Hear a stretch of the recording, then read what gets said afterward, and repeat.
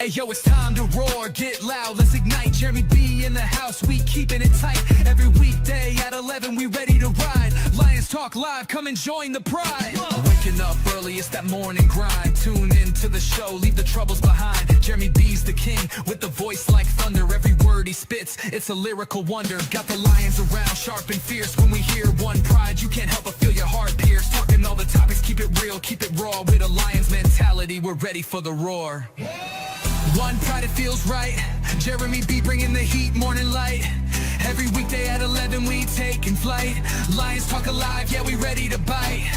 One pride, hear us loud. Jeremy's in the zone, making us proud. This is a Huddle Sports Network broadcast. You can find us on Roku TV, Amazon Fire TV, Facebook, and of course YouTube. Get all your NFL news here first. Good afternoon. It is Lions Talk with Smoke and Jeremy B. And my guest, BA, as always, on Fridays. What a heartbreaker. We're out of the playoffs. The Packers are in. Thank God. I'm going to say it now. Thank God. Because if we'd have won, we'd have heard the chirping. And then if the Packers win on Sunday or Saturday night, I should say, versus the Ravens, we'd hear all the chirping again. Mm-hmm. Embrace it. We're in the basement, folks. I don't care what you say. We're not third place anymore. Michael Ditton Edwards. What's up, Thank Michael? You, brother. You've been a good one. Thanks for joining. Thanks for sharing. Thanks for talking with me. I hope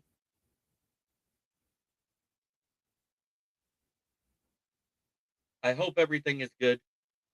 I will be posting an article shortly. Finally, I got last week's review to where I could get to it. I had to have somebody send me the link from the South Florida Tribune just to be able to get to it. I don't know what's going on. I can't get to it on my computer. I can't get to it on my phone. I can't get to it on the other computer. It's locked up saying it's still Friday, December 19th before hell froze over and we lost our second game in a row. Right. So, guess what? You'll never have to see again after that last week is that stupid meme.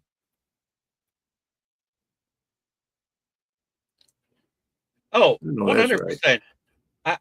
I've been picking O-line the first pick, and we're actually going to be somewhere between 12th to 13 now, which puts Lumo of Utah and the other Utah tackles back on the board that are actually better than Caden Proctor.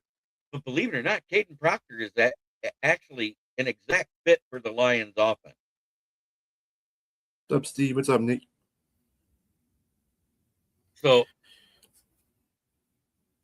it is what it is. I'm doing research right now. I've got three.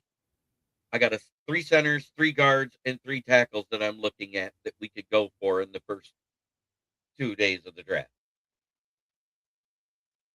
But you know who's the best fit at center? The guy I've been picking in the 4th round all the time, and you've seen it, BA, Logan James.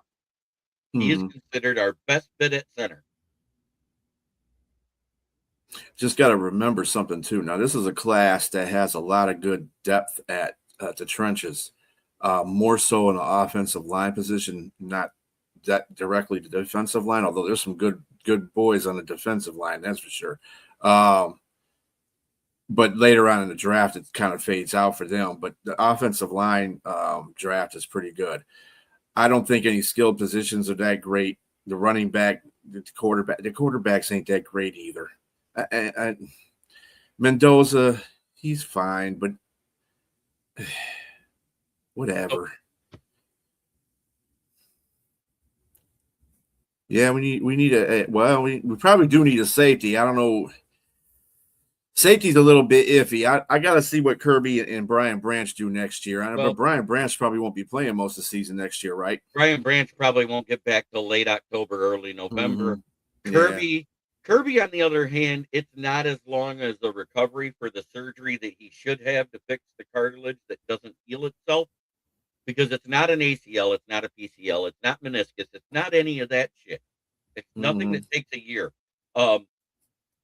there's been plenty of people who've done it. There's been 25 surgeries on that particular ligament, and 13 of them have been successful, where the Mm-hmm. people have played for multiple years after and did not have to retire. Mm-hmm. Jadeveon Clowney's one of them. Mm-hmm. Kyle Duggar, who's actually making an impact right now for Steelers. Mm-hmm. There was also a couple of CBs. There was a linebacker. There's been a plethora of people and running backs. They've recovered from this. It's a 6-month recovery time, which means he could be coming back by before the season. I still think we need somebody to fill the gap for Brian Branch, that type of safety. And I like that Kilgore out of South Carolina for that. He's 6'1", 215. He's played nickel corner, in the box safety, and strong safety. He kind of fits that need, and he's a guy that won't be sought after high. He's not until after the combine. We're not sure, but right now he's projected to be a day 3 pick. Yeah, we hope. I mean, that's all we can hope. Yeah, it's all hope and prayers right now. Just like it was with Pascal, just like it was with Levi Amuzuriki. Anybody else who's been hurt that hasn't came back, Mikai Wingo, who got hurt in the preseason and hasn't sniffed the field yet. But if he's not there's no sense in activating him now unless you're going to rest your starters. Right? Because didn't Mikai have to be activated by week 18 or he stays on IR? Mm-hmm. We had Christian Mahogany come back, and he's looked as bad as Tristan Colon. That center position definitely needs to be addressed in the offseason. Brock Wright wasn't even put on the IR. He was already been back practicing. They just haven't let him play yet because they want to make sure he's over 80%. The old Utah coach, the guy that retired due to health reasons, Kyle Whittingham, is who they're talking to. But I'm here to talk about this game, and pretty soon, guess what I'm going to do? I'm going to pull up PFSN, and we're going to do a mock draft. Fuck it, because it's mock draft season now. Season's over. I have to see where. 3-2-1 Cancun. That's where we're at.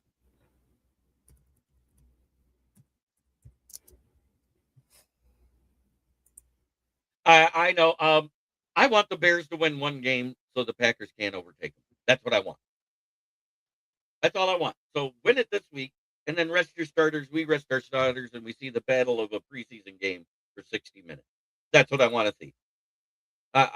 I'd rather us put our 16 biggest stars on the practice squad and call everybody up. That's where I'm at.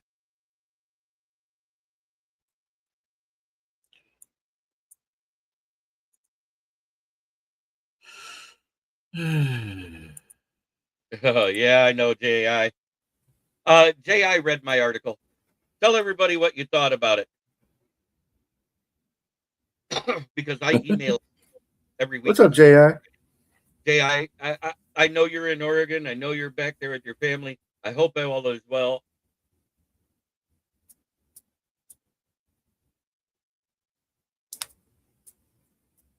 They don't play the Rams. I'm talking about this season. Thank you, J.I. I mean, it's don't bash Ben like that. Ben has done an excellent job in turning around Chicago, and because of Chicago's schedule this year, because they played a last place schedule this year, that they did very well. They beat the teams they had to beat, basically. But I don't throw Ben under the bus like that. Ben did a very good job coaching. I just don't think any NFC North team, even if the Lions got in, I don't think any of them are going to represent the NFC in the Super Bowl. That's for sure. I think that's coming out the West. Because I don't even think the Eagles are going to go. The Eagles just look terrible. Tampa Bay and Carolina can't decide what kind of type of team they are. So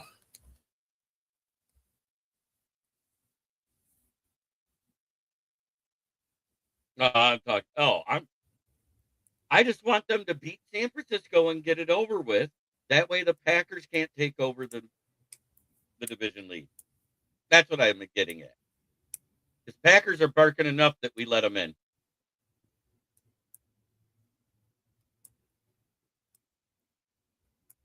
I think Seattle. But it's going to be a dogfight. I think it's going to be a three-way tie for that division, and the last week's going to decide it because Seattle will end up beating San Francisco in Week 18. That's what I think Yeah, I is going think to happen. Seattle's I think Seattle's going to get the number 1 seed. Yeah, John Doran, go ahead.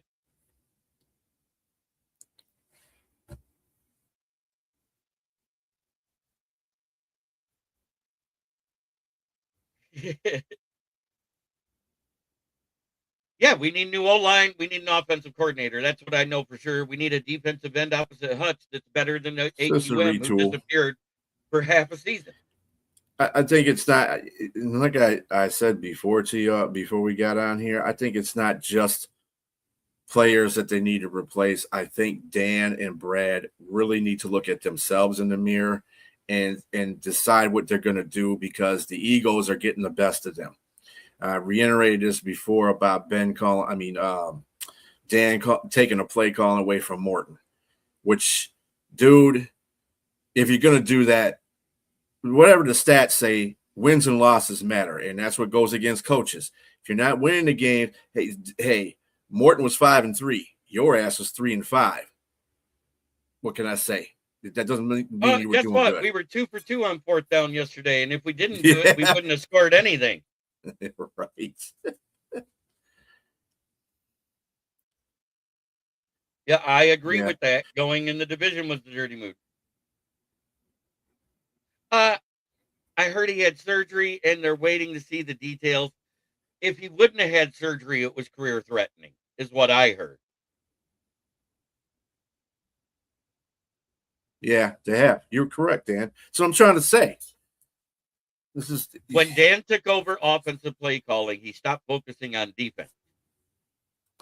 Think about it. He used to coach the entire team. He didn't worry about play calling. Right, because that's what his job is. He's a head coach. That's what you're supposed to do. You're supposed to let your offensive and your defensive coordinator. This is what I said. He just didn't like something that Morton was doing. Dude, just let if Morton's if you want Morton to succeed, if he doesn't succeed, let him fall on his face. Then take over the play calling. Don't take over the play calling when he's not doing anything that bad. Come on. The dude won 3 games in a row. How many have you won in a row, Dan? None. 1. Come on. Stop being an egomaniac, dude. I don't think it was an egomaniac. I think he thought it would go a lot like the end of the season in 2021.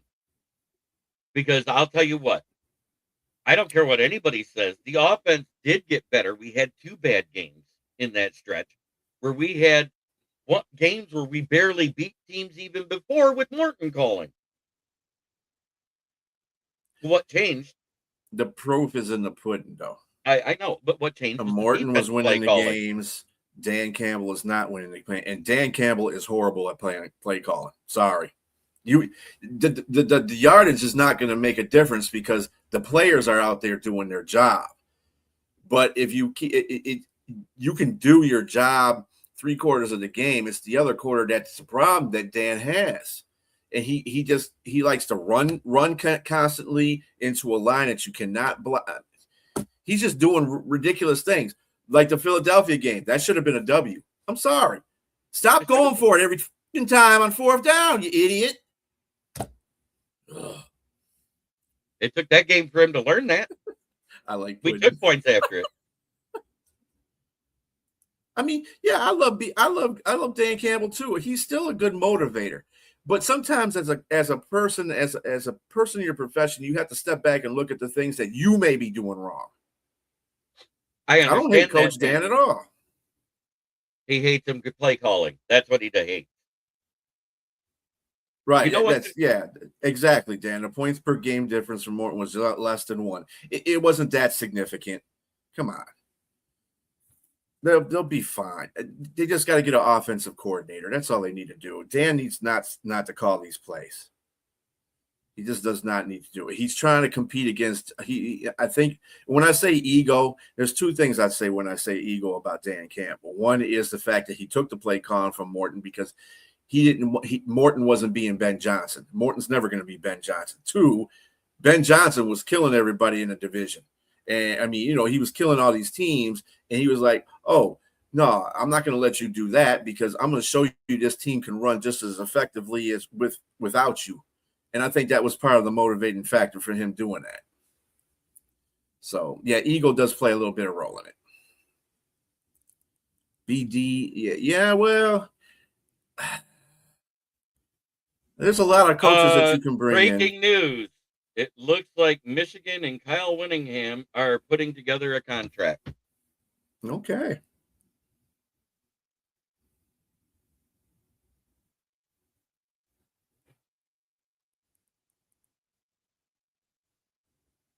So, ready to move on from the game and have some fun? Sure.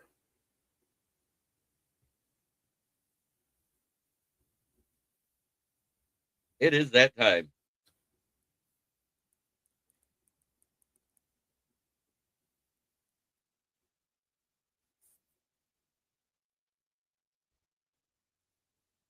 All right. Right now, let's see where they put us. It should be about 16 or 15, but it probably won't update till Tuesday, so we'll see right now, right? And I'm going to put it on consensus so it can all of those from now until combine's done.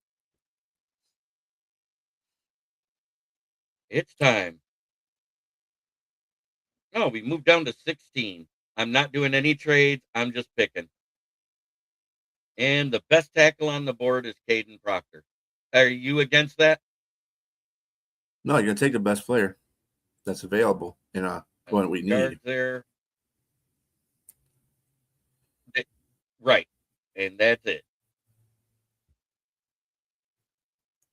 Oh, your dad was on here. You didn't play your song. I wasn't watching. Didn't see him. Oh, see? That's why you got me. Where's he at? Oh, there He's he up is. there a little bit. Yeah, there you Ricky's go. here. Yeah, Ricky. Ricky. Conspiracy theory. Lions tanked yesterday to be better next year. Yeah, she's not up here doing her thing. That's all right. They deserve it. They went out there with the third string quarterback and they just played ferocious defense against the Lions, and it worked for the second time in a row. And both times the Lions did not look like they were in position to play. I mean, they caught them it was just weird how the Vikings swept us, because the first time they played them, it looks like the Lions weren't even together in that game. And in the second game, it's the same thing. It's like, you guys didn't learn from the first game, huh? Okay. And then Dan was like, "Oh, well, we only had like 3 days to prepare." Well, that's the NFL, motherfucker. Get used to it. I don't use that as an excuse. 6 turnovers. Get it right. Yep, We had 6 turnovers. Gibbs had a fumble. Leonard's here. Where is Leonard? At his home on his couch. Yeah. Tank for Tua. All right. So we could either go guard. You got center. So we're going to end up having to replace. There isn't any rank right here that's that great, but let's see. Connor Lew at Auburn. And of course, Logan Jones, like I said, is the one that fits our offense. But we can probably get him in the 4th round. A best fit for what he does, I think it's Logan Jones. Do we just draft him here and get it over with and then focus on the rest of the draft? Or do we go here? Let's see who's at edge. Kenyatta Jackson or Joseph. I love Kenyatta Jackson at edge. The kid out of Ohio State. He had a hell of a year.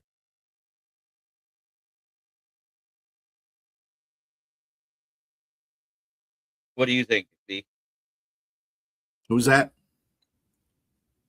Who'd you go? Kenyatta Jackson, edge.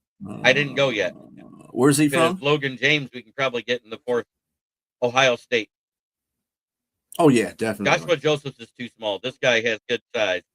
6'6", yeah, Kenyatta, yeah, from Ohio. Yeah, hell yeah. Anybody from Big Ten? Okay. You want to take? Big Ten or the SEC, because they play pro style football. You need that. That's pretty much what I've been doing every time I draft. I've been sticking to the Power 5 conferences. So now that we did that, we don't have to worry about edge anymore. We got somebody there. Let's go to that center again. There he is, Logan Jones. That's who I'm taking. There you go. I think he's the best fit for us. It's not a bad spot to pick him. Now we do not need a new quarterback. I don't understand why y'all keep thinking quarterbacks. Like here. Well, I understand you because you're a Packer fan. This guy is 6'1", but 180. You're just saying that because Goff be lighting your asses up. 6'2", 200. Amari Farrell out of Arizona, Indiana. He had a good year. This guy's 6 foot 195, a little on the frail. I like the Amari Farrell at safety. This is a good place to pick him at the back end of the 4th round.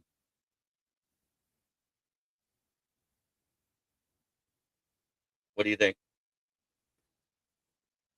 Oh, the safety, yeah. Okay.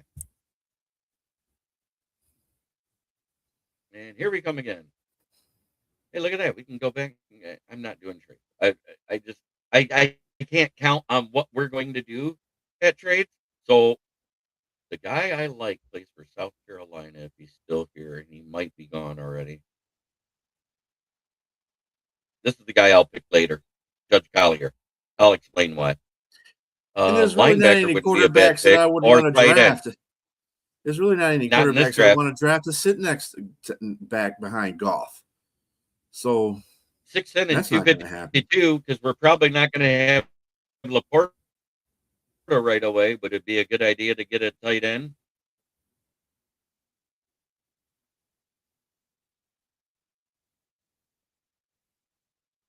Let's do it. Let's just get a tight end. We're looking for depth now, right?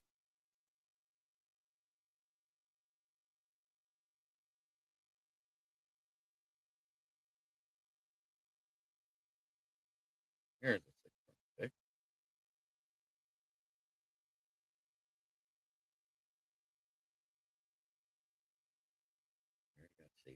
Cornerback. 189. I'm tired of small corners. I'll say that now. Well, you ain't gonna find too many big ones, and the ones that are big one I like are one that's. Remember that a couple of drafts ago. That's the guy I like. There was a guy that would There was a guy that was 6. I think he was like 6'3", and he was fast. I forgot what his name was. It would start with an E. But he was, I liked him because, hey, he's a big corner, and he can do well in press coverage, and he's fast. Dude is nowhere in football right now because he's not good. Those kind of players don't always work well. Right. Thank you, Nick. And I'm going to grab another. Yeah, maybe the 2027 draft would be a better idea. Go, Pack, go. Because I think there'll be a better quality of quarterbacks coming out then than there are now. And that's the last year of Goff's contract, too, so that makes more sense. Yeah, true. I mean, if they pick a quarterback up, it's kind of like I've been saying with Minnesota next year. They should go get Mac Jones. Mac Jones is a good quarterback. He runs well, and he can do a lot with that offense. He's like a Sam Darnold 2.0, so of course he can run a little bit better than Sam. But you guys don't need to go get Burrow. I mean, Burrow's not going to get traded away anyway. He's too much money. He just got paid a whole bunch of money. Yeah, it is. You're right. It is. I wouldn't be throwing no quarter. Don't do like Minnesota did and throw JJ into the fire. That was a bad move.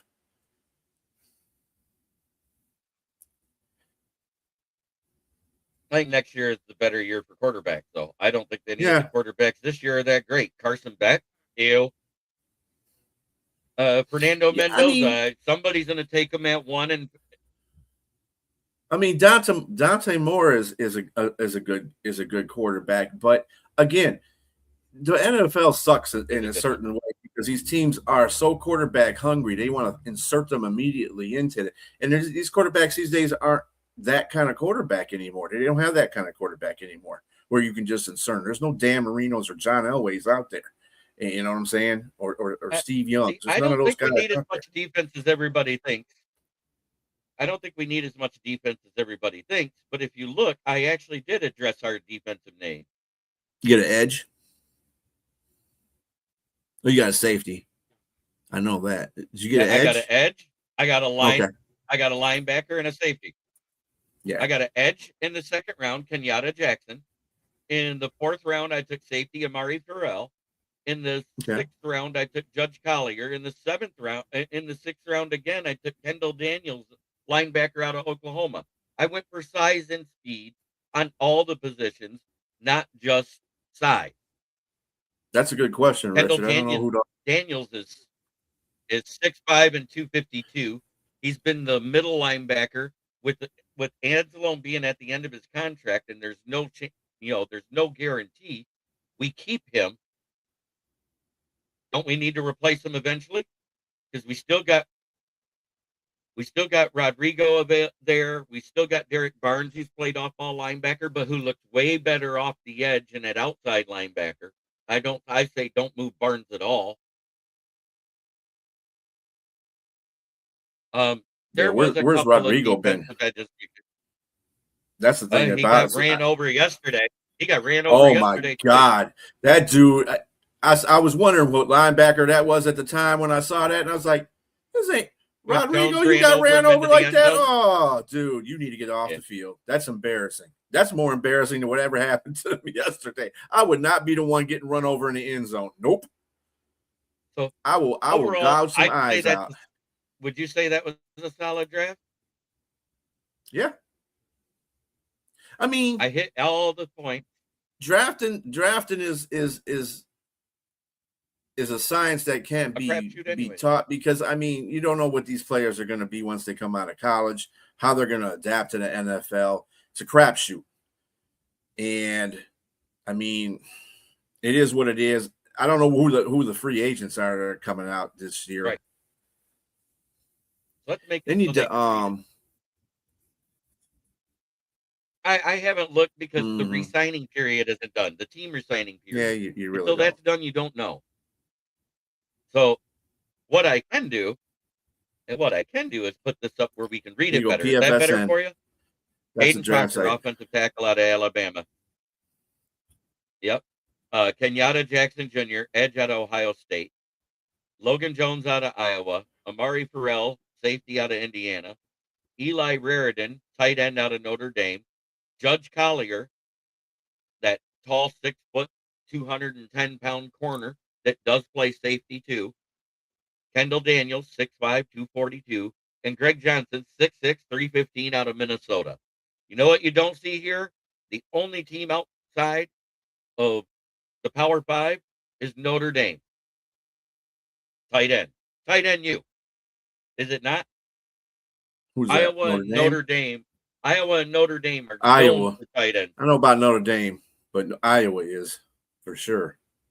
Iowa's tight end has 2 more years of eligibility, so he won't be coming out. If you want those boring drafts. Yeah, well, hey. Boring drafts is what it is. It's going to be your first.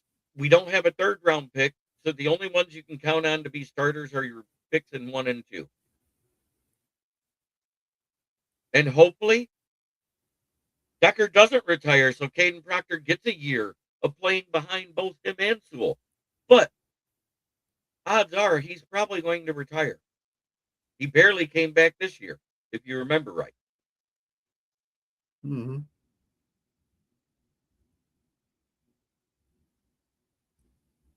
It is what it is. What are we supposed to do? We can't change what happened. We need a good OC, and I hope we take a veteran on OC.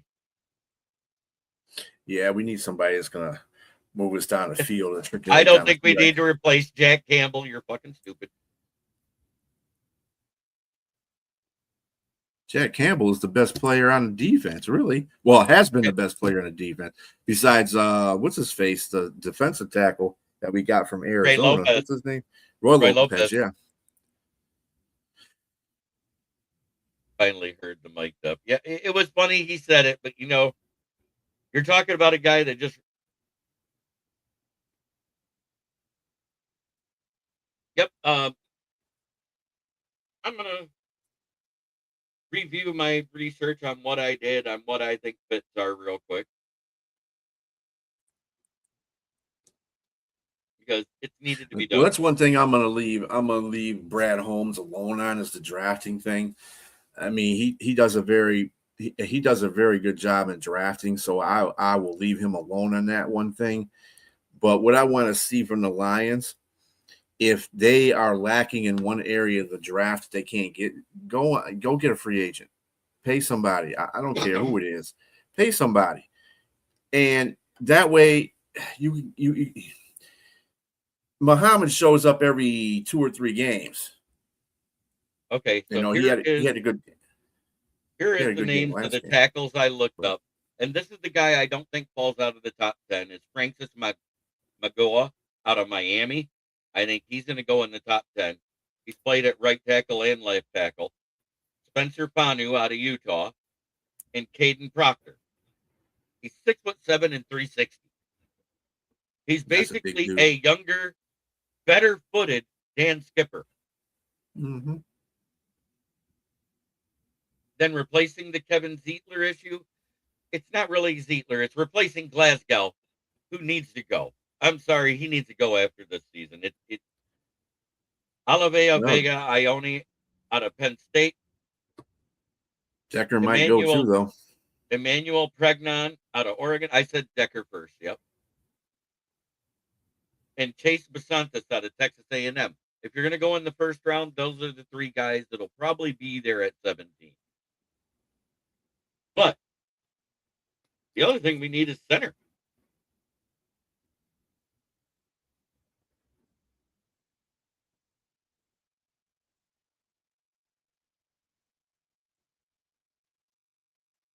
So Logan James is the best fit. That's what I got out of everything. All the research I did. Next up would be Jake Slaughter out of Florida. And then there was another guy that's way down, but I don't want to wait to day 3 to pick a center for a project who's raw. Do you agree with that, BA? Mm-hmm. Because Logan James is probably a top 10 center this draft, but there's not 10 teams that need centers right now, unless there's a bunch of retirement. I wouldn't be surprised if somebody snatches him up early.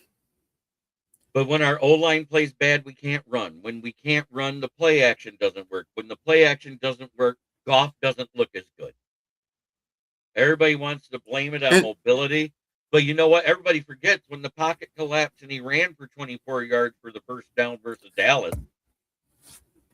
Or what was the one play that he rolled out the pocket and threw that dime? Yeah. To Jamo. There was 2 of them. There was 2 of them. One to Jamo, one to Amon-Ra. It's not like he can't move. He's got some mobility. He's just awkward at it. That's all. And he had a great season this year. Don't tell me just up to this game, he didn't play good in this game. And there was a cause and effect for it.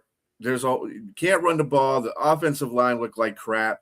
The team didn't look like they were involved in the game at all, in a game they should have been involved in. The play calling wasn't the greatest. It was a cataclysm of all kinds of things going wrong with that.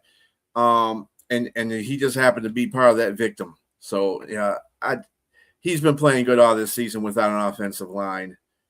I don't understand why y'all keep coming down on Goff. Yeah, you got to remember something. Lamar, he always has. Well, I know what Leonard, he be hating on stuff for different reasons. Lamar Jackson's, everybody wants Lamar Jackson. That dude hasn't been to a Super Bowl. Everybody likes Josh Allen. He ain't been to the Super Bowl. Goff's been to a Super Bowl. That tells you all you need to know. So. Yes, James did play guard 2 years ago when they had their senior center, but he been their center ever since the last 2 seasons. I like Logan James. I think he's a great fit. Mm-hmm. And in that late day, the guy I picked there's another guy I like too, which is Trey Zune from I believe it's Texas Tech or Texas A&M. Yeah, Greg Johnson out of Minnesota I took here. Oh, that's the Bears draft that Broski did. Where's that? First one I did, Trey Zune out of Texas A&M. I have a tendency to stay with the guys I like. Jason Kilgore is the big safety I like, but he wasn't available. That's why I took the other big safety, Judge Collier. I've been high on him this entire time after watching South Carolina. He plays the ball in air well. He has decent speed. He's not a speedster like Terrion or DJ Reed, but he's quick enough. And he has good in-air skills. He has about a 3-foot vertical. And when you're 6'1", that makes it a hell of a big span you can cover. Boy, I tell you something, though. I was really wrong about DJ Reed. That dude is... He's been awful ever since he came back from the injury. He was fine before the injury, but since the injury, he's been ass. I've been calling it out all year. I really think that the reason why he's been ass is because he hasn't had Terrion Arnold on the other side. I know. And the safety. Rock Ya-Sin yesterday played like Terrion Arnold did to start the season. He was a penalty magnet, getting handsy. He hadn't done that all year. This was his first or second bad game for penalty. To his defense, he was playing against one of the best receivers in the league, Jefferson. He did pretty good against Jefferson. You know who I was impressed with? He only had 10 snaps, but they were very critical. Jalen Mills. Jalen Mills was out there hitting people. Yeah, and the way he popped up and swatted that ball away from JJ, that was going to be a catch in front of Rock Ya-Sin. He was right there. It's like, nope. Jalen Mills had a game. I bet you he's going to be one of our better ranked defenders.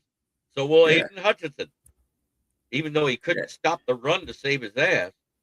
Yeah. Well, that's what happens when you're focusing on a pass rush a lot of times, too. Defensive ends aren't supposed to do that too much. And shout out to Lee Williams. He played well, though. I mean, he still got 2 sacks. Yep, he got 2 sacks. AQM got 2 sacks. Roy Lopez got a half a sack. Tyleek Williams got a sack. We had 7 sacks yesterday. Like I said, except for the last play where Addison ran that long play in there, the defense had them in check the whole game. They were in a backfield just as much as Minnesota was in a backfield with Goff. Put it this way, Brosmer threw for 51 yards, and because of the 7 sacks and 48 yards lost, he had net 3 yards passing. He almost was Justin Fields in week 4. And they won. That's how bad we played as a team. But yes, Nick, we will put prayers up for your niece. I've seen that about the surgery. It is what it is. Prayers out to you, Nick. This is where we're at. Prayers up for your niece, that the surgeons are competent in a speedy recovery. Because that's what all anybody should pray for in that situation. You're talking about a kid. I want to thank those of you on Facebook that put up the likes. And if you're watching this on Facebook, make sure you put your likes in there. That means you got to leave the live chat for a second. It's free. It only takes a second to go boop on the thumbs up. Or if you're watching on your phone, you can double click it on your screen and it'll automatically put up a like.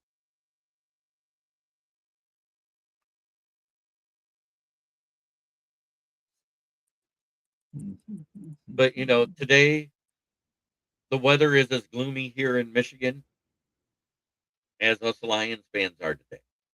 Yeah, it's raining over here. It's a mix of rain and ice over here. Yeah. Yeah, it's crappy. I threw out Oh, crappy day. Oh, crappy day. There you go. But I went to Sport Track to look everything up for free agents next season. Idiot.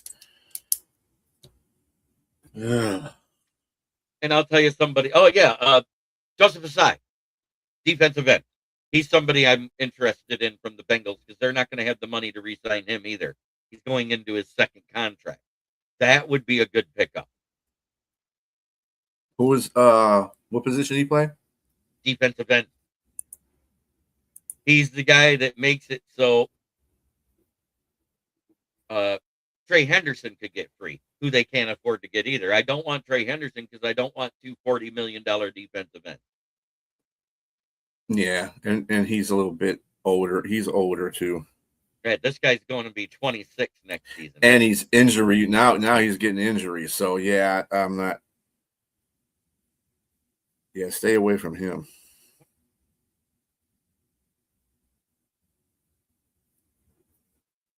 Stay away from him. Joseph Asai. Another one that would be decent from Baltimore is Draymond Jones if they don't extend him. Yadar Gross-Mata. He's been okay as a rotational player, but that's like getting another AQM. Another one is AJ Epinesa, who lost his starting job because he can't keep up with Bosa, who's going to be 31. Another one, if they don't extend him, is Joe Tryon, who's been a thorn in everybody's side over there at Chicago, if they don't re-sign him. So there's some guys coming out that we could target that aren't going to break the bank. We're talking they're in that Joe Tryon, it says unrestricted free agent.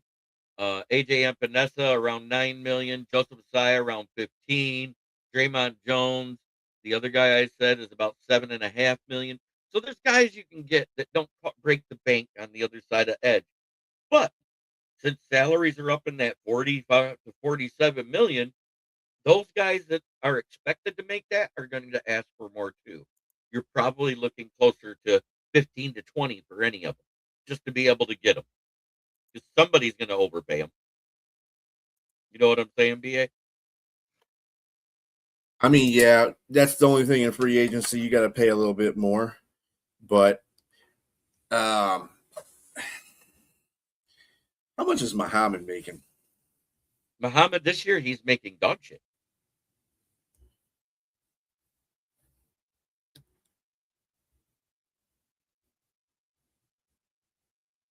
So these are all the guys that will be a free agent next year. Al-Qadim Muhammad is making 1.4 million. So I think, and he's 30. And he'll be 31 next year. Josh Pascal, Marcus Davenport, and Tyrus Wheat is a restricted free agent, which means we get first dibs. Al-Qadim Muhammad, they say his market value is around 8 million, which is right about what I said. Keep him under 10. I like it. If he gets to the 8 figures into the double digits over of the millions, I don't want him. Do you agree with that? Mm-hmm. Because he disappeared for 6 weeks in the middle of the season. It just happened to coincide at the same time that Hutchinson signed his contract. When he disappeared and stopped winning one-on-one, all teams had to do is focus on Hutch. Mm-hmm. And we weren't getting anything from a Lehman Reader out of the middle at the time, which complicated it even more. It was crazy that all of our pressures up the middle over the last 4 weeks, who have they came from? Talik Williams and Ray Lopez. Yeah, Lopez is playing his ass off. I would definitely try to keep him. I'd try to keep him, and I'm happy with Williams. And you're going to keep Aleem because you just re-signed him. You can't afford to get rid of him. No, Reader's gone. I can tell you that much.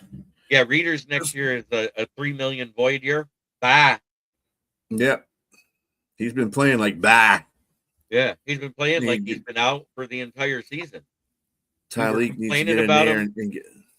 We were complaining about him when Talik was cleaning up his messes at the middle to start the season. Can you imagine how bad it'd have been if Talik wasn't playing the way he was when Aleem was hurt? Mm-hmm. But I understood why we drafted him because Aleem was going to be out for 6 to 8 to 13 weeks. We didn't know when he was coming back. Well, I mean, it was a good draft because the fact that DJ Reader wasn't going to be here for long either. So it was a good foreseeable draft that they did. And that was, like I said, I don't have any problems usually with what Dan drafts. I mean, half the damn catches Tesla has are touchdowns. So I mean, and he's a big guy. You see that hit he took when he went up and grabbed the touchdown, and he took that hit. That's a big dude. He took 2 hits like that in the Steelers touchdown. Pittsburgh, yeah. Mm-hmm. Yeah, Pittsburgh. And what was crazy is if you zoom in on that picture that I have here, let me put that up, of the Tesla touchdown versus Pittsburgh. He knuckled the ball. He didn't even use his fingertips hardly. Mm-hmm. Getting hit like that, getting his shirt pulled up. You can't tell me that guy didn't have a hold of his shirt before there, and it should have been pass interference. He wanted to see his abs. Yeah, he was like, isn't that special? The moments that you catch,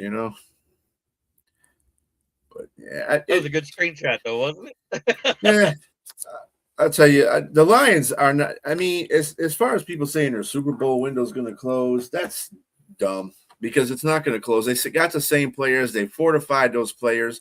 They got to get like a couple more players signed. They'll be fine. Stop doing that. What they need to do is get an offensive coordinator that's going to be consistent, and Dan's got to level out on his ego. Hey, dude, you can't go for every fourth down. Recognize the game that you're playing. Be in that game that you're playing. Stop taking stuff from people when they're doing fine. And Brad's got to do the same thing too, man. We good? No, you're not. You need some more pressure on that defensive line. I heard Brad say that once, but I heard Dan say it multiple times. Yeah. They both. I mean, Brad said it in one of his interviews, on the ticket. Yeah, and then Dan has said that multiple times in his pressers. Reporters and the pressers. Yeah. Every week when he was on, you guys got to stop. To begin with, this is another thing. This is your 5th year, Dan. Okay, you have to learn how to talk to not demoralize people. Like the whole San Francisco play when they got beat by San Francisco in the NFC Championship. The thing he says, and it's a fact. I understand it's a fact. And I know you want to be transparent, but at the same time, dude, you don't tell it rubbed me the wrong way ever since he said it. You don't tell your players, oh, well, you might not never get back to the Super Bowl. Okay, that may be a fact, but that's something I would not have said aloud where my players could hear. I would have said, hey, because you got to have faith in your players to get back to that point. You're trying to win for the city. And these players are too. Aside from everything else, I want to say this right now. Congrats, Vikings. You outcoached us. You outplayed them. Most not definitely. On offense, but defensively, 100%. They came to play on defense, just like they did in the first game. They came to play. Yeah. Florida, them boys ready to go. And the defense did their job for 3 1/3 quarters. The last 9 minutes of the game was when they fell apart. And it was due to turnovers. They finally got gas. Because almost all of the time of possession was in the second half. Mm-hmm. You can't. Yeah. You can't have 3 and outs or 6 and outs and expect your defense to stay good against 5-minute drives every time. Yeah, I know that one fumble was charged to Goff, but that was the center that messed that up. There was 2 like that. That. One went off the side of his leg. The other one didn't even hit him. It didn't get anywhere near him because he hiked it. And I think, time. When you look at Goff play, in this game, he was just exasperated. He had people in his face constantly. He was just trying to get some plays going. That one interception he threw way down when he was trying to get J-Mo, and it was intercepted by Bryce, whatever his name is. Oh, that was Tesla. That was Tesla. Tesla. He was just trying to get it. You could tell by the way he threw it. It was like, man, fuck fuck it. Airmailed it. I'm just throwing He goes, down God here. damn it, Somebody get him off catch me. the damn thing. Because He I'm was like, getting blitzed like every five, The every problem play on I that throw. play, the problem on that play was the corner fell down on a double move by J-Mo to the right, but he had so many guys on him, he didn't have time to see him. Yeah, you can't see everybody, especially when you got And people in all your he face saw constantly. was Tesla had a step. Yeah. That's all he saw. So he said, fuck And it. consider Get the it, fact boy. that Tesla's catches every damn thing. He figured that would be hey, first comes to shove, Tesla might catch that motherfucker. I mean, Right. you can see it in the way he was throwing. His attitude when he threw it was like, damn it. Yeah. I mean, he just heaved it. How many people are coming in my face? Offensive line, what the fuck are you doing? It was just, And I said, this he is was either going to frustrated.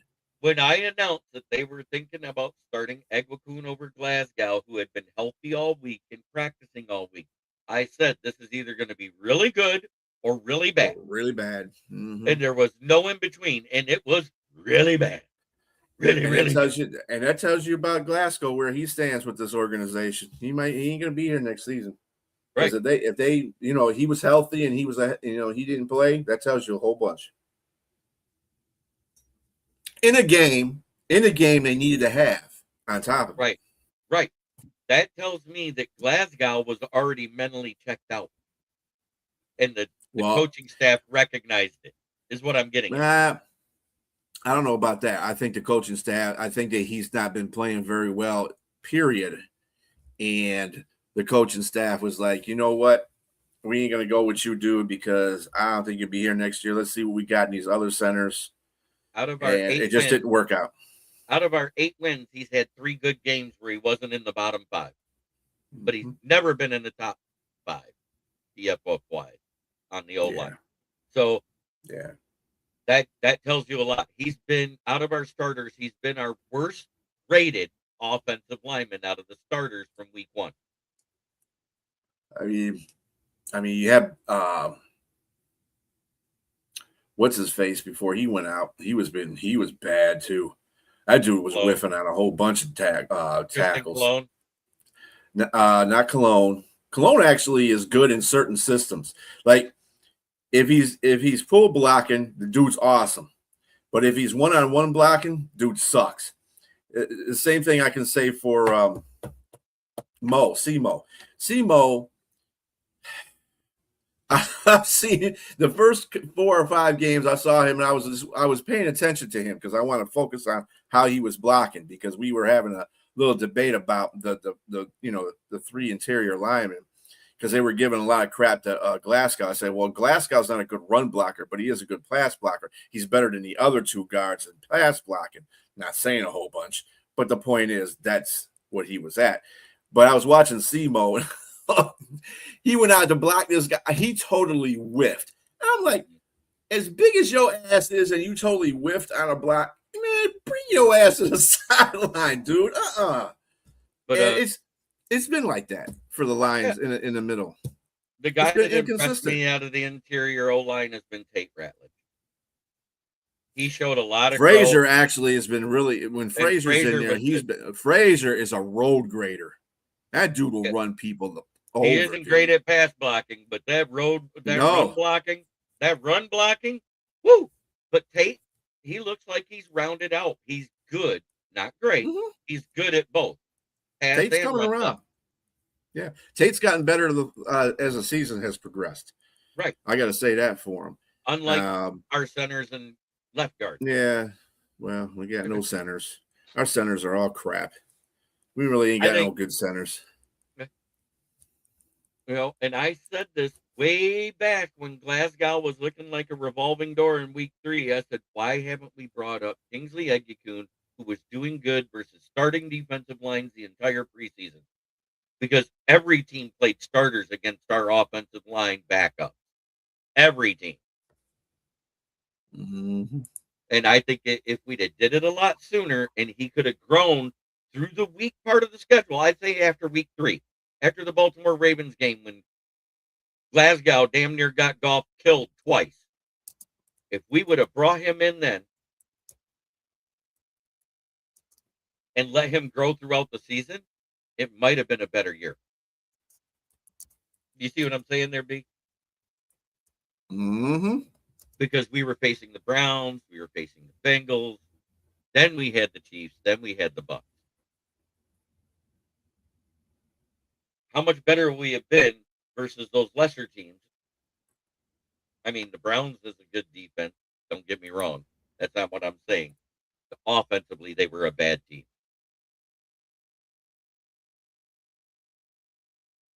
We have 57 people watching right now. Only one on my network. It'll be an interesting off season for the Lions. We got to see what happens and how they change. Like I said, a lot of that's coaching. We need an offensive coordinator. We need Dan not to touch the play calling because he's not exceptionally well at it.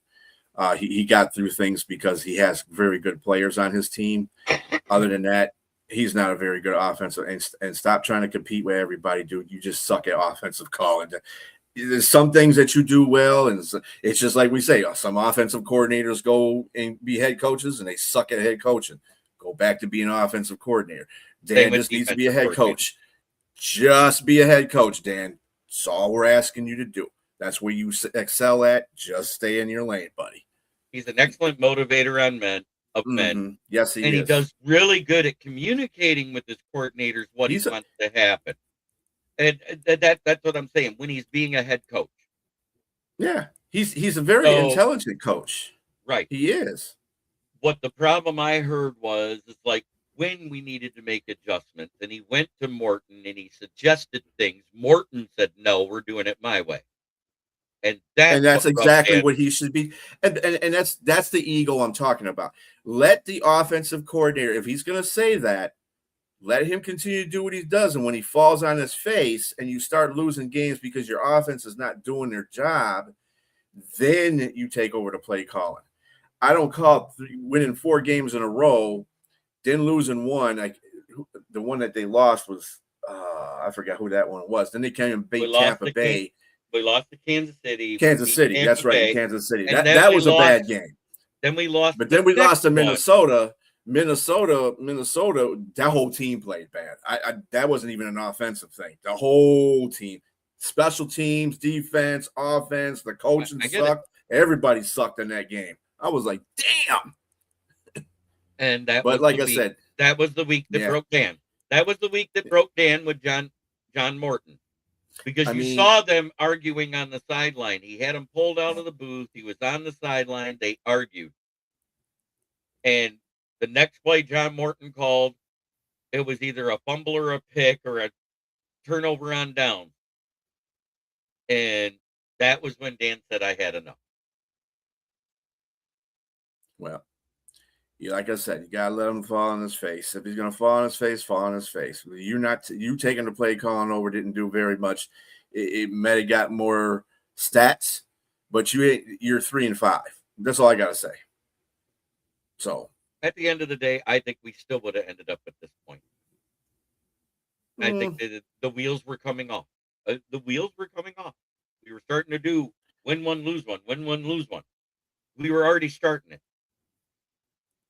Well, I mean, we may have started it. We won one. I think that Minnesota game messed everybody up, to tell you the truth. That's a game they should have won at home. Right. Most definitely. And it just everybody didn't come to play. Nobody came to play that game. And the only reason we beat the Giants in that game when we played bad on defense was because of the Giants' defense played worse. Let's be honest. Goff had a great game that game. Jameer Gibbs was like I said, amazing. This is game. Like the first game. I really think this is the first game, the last game they had against Minnesota. That was the first game he really played bad. I mean, he really played bad. Right. And like I said, it was a cataclysm of everything around him, but he's got to be responsible for taking care of the ball as well. And I can't take that away from him. You got that, dude. That's your responsibility as a quarterback. It was the first game with multiple turnovers as far as picks. Mm-hmm. Yeah, and he's been doing good all year. With 2 picks, they were bad decisions. I admit it. Bad. Mm-hmm. He threw to St. Brown where he got jumped by Harrison Smith. And the one fumble, you got to hold on to the ball. That's one thing about Goff that I always have problems with. He does not know how to take care of a ball in a fumble. If he's getting sacked back there, man, tuck that ball into your nuts if you got to. Don't lose the ball. But he's not very good when it comes to that. That's the only thing I got to complain about Goff. Every other thing he does pretty well. And the one was the snap that he went to go back, and his hand was going back when it came out. I really don't blame. Unexpected snap. Yeah. The center just screwed all out of that stuff. And then the other one was the unexpected snap early that was a fumble right after the Gibbs fumble.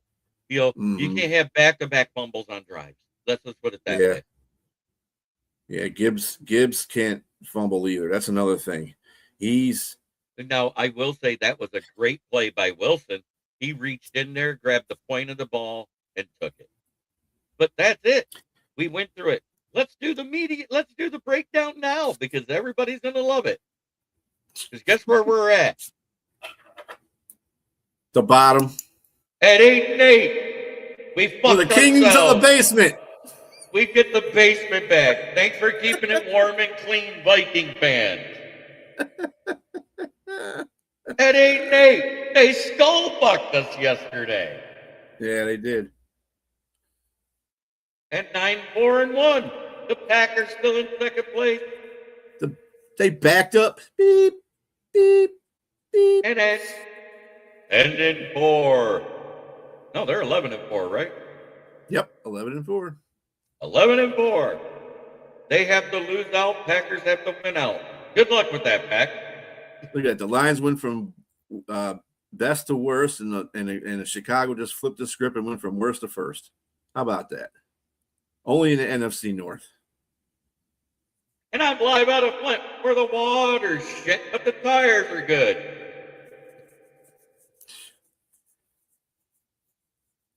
There goes Roddy with his. Thanks for watching, everybody. Yeah, I know. Hang those lights in the basement. LOL. Just kidding. That's okay. It is what it is. We're stuck. Hey, there's been first to worst before, and there's been worst to first before. We've seen it. Guess what? There's two right now. I can name them for you. Carolina Panthers and the Chicago Bears. Worst to first. That's how quick things can change. So far, Carolina hasn't really solidified their first place status yet. We'll see by if they beat 18. their third. If they beat their third number one NFC seed again, because remember they beat the Phillies, they beat the Rams. If they beat, and they beat Green Bay when they were like the 2 or 3 seed, right? They didn't beat the Phillies. They never played Philadelphia.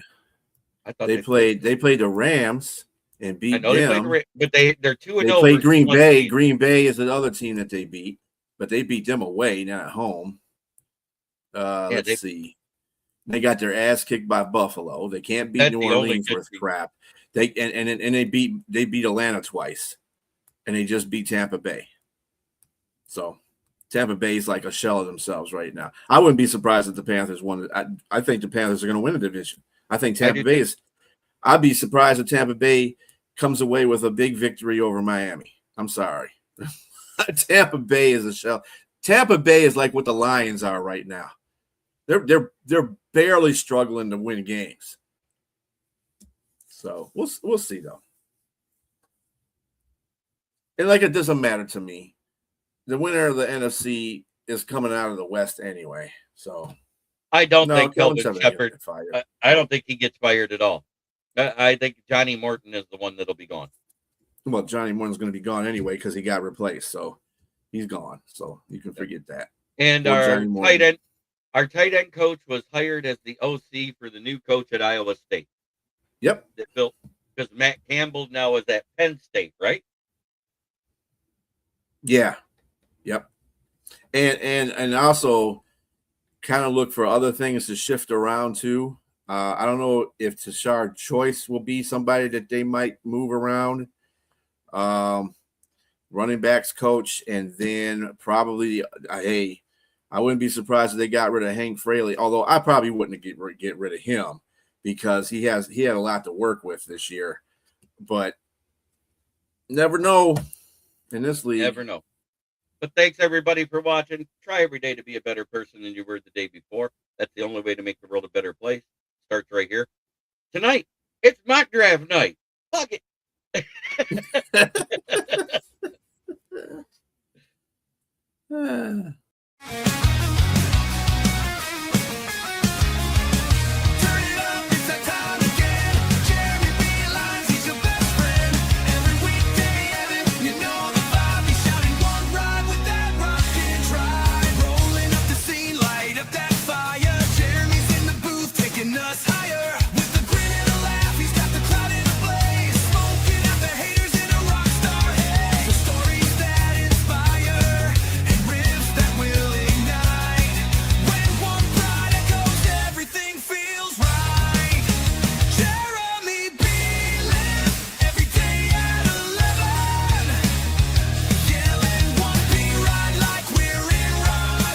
This is a Huddle Sports Network broadcast. You can find us on Roku TV, Amazon Fire TV, Facebook, and of course YouTube. Get all your NFL news here first.